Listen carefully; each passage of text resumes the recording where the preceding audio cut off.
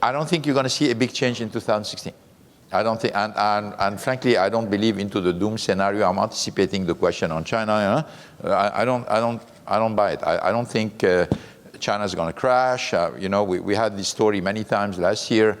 I don't think we're going to have a double-digit also growth in China, but we're going to have a kind of very volatile market. But at the end, it will end up, in our opinion, around 5%.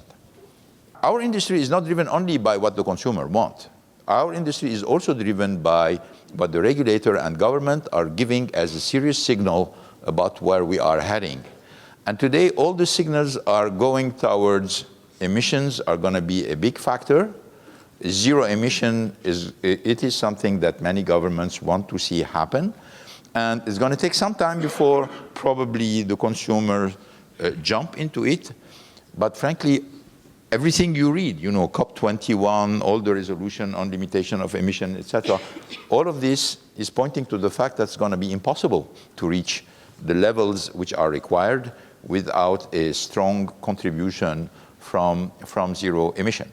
It's going to take some time before I agree that the consumer jump onto that. Why? Because they still consider electric car expensive.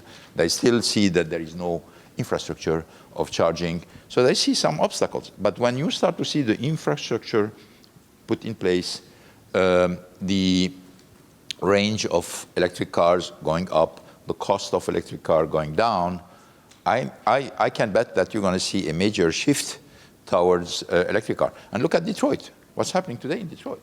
A lot of car makers who were at the beginning a little bit, if not hostile, at least certainly neutral or skeptical about electric car, are all coming with electric car and saying we're going to invest, it's the future, etc., etc.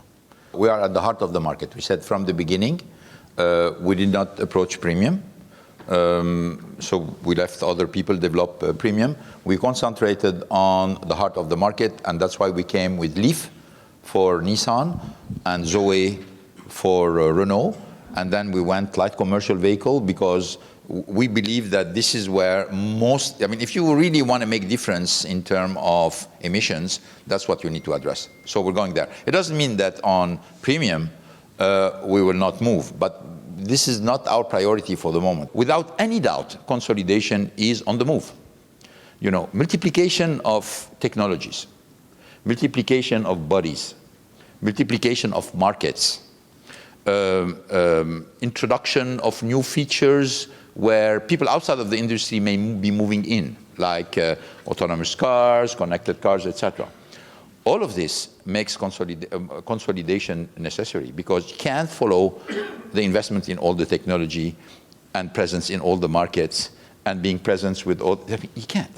No matter what is your size, you can't do it. And certainly you cannot do it well. If you have the surface in volume, you can't do it well. So you need to partner. You need to create alliances. You need to work with other entities, even though you're competing with them. And that's what the alliance is about.